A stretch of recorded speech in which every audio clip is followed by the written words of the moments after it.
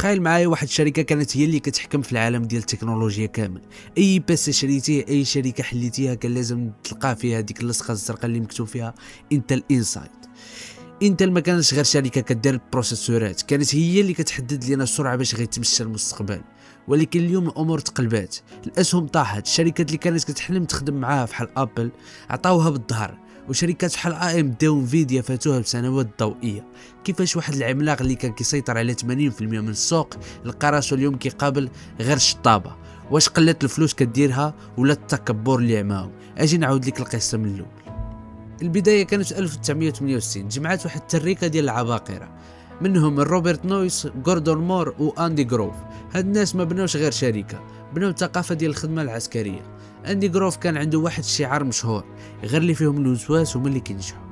في الثمانينات ملي الشركات الجابونيه بغاو يغرقوا السوق ديال الميموار حيتاش داروهم رخاصين بزاف، انتل دارت واحد المغامره انتحاريه، حبسات كاع داكشي اللي كانت كدير وقررت تركز غير المعالجات ديال لي بروسيسور.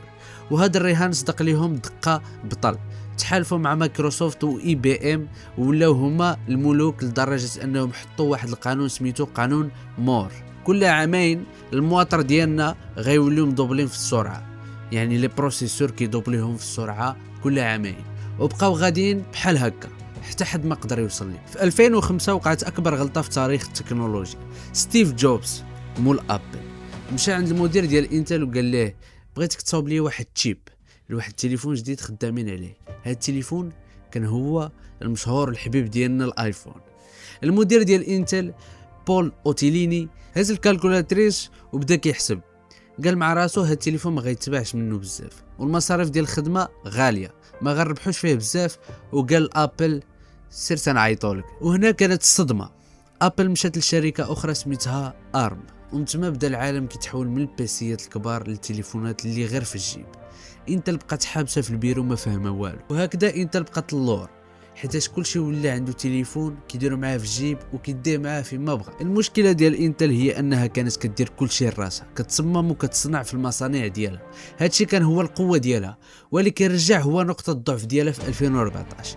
انتل وحلات وبغاو يصغروا الترانزستورات ل 10 نانومتر، ولكن ما قدروش، بقاو كيتعطلوا عام مور عام.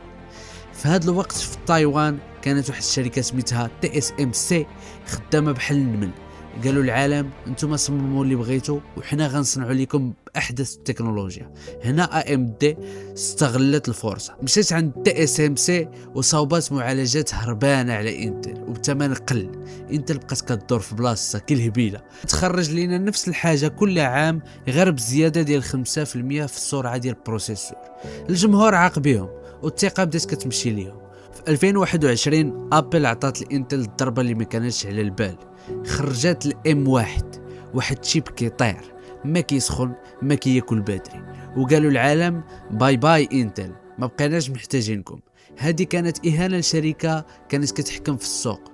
وزاد كملها الذكاء الاصطناعي، فجاه العالم كامل بقى باغي الكارت جرافيك وما بقاش مسوق لشي حاجه سميتها بروسيسور. شركه انفيديا اللي كانت انتل كتحقرها وكتشوفها غير ديال الالعاب ولات هي اغلى شركه في العالم. انتل لقات راسها خارج اللعبه تماما، بحال شي واحد جاي للسباق ديال الطوموبيلات بيكالا. اليوم انتل كتحاول دير المستحيل باش ترجع، جابوا مدير جديد سميتو بات غيلسينغر. بات شكون لا علم، اللي هو ولد الدار وقديم في الحرفه، كيخسروا الملاير باش يبنوا مصانع جديده ويحاولوا يرجعوا الرياضه اللي كانوا فيها شحال هادي، ولكن الطريق صعيبه بزاف. قصه انتل كتعلمنا درس واحد في التكنولوجيا، النهار اللي كتحس فيه براسك راك واعر وما كاينش اللي يوصل ليك هو النهار اللي كيبدا فيه السقوط ديالك. المنافسه ما كترحمش، ولكن عاش كياكلوا الديب. شنو بان لكم نتوما؟ واش انتل غتقدر ترجع الملكه ديال السوق ولا هذه هي النهايه ديال العهد ديالها؟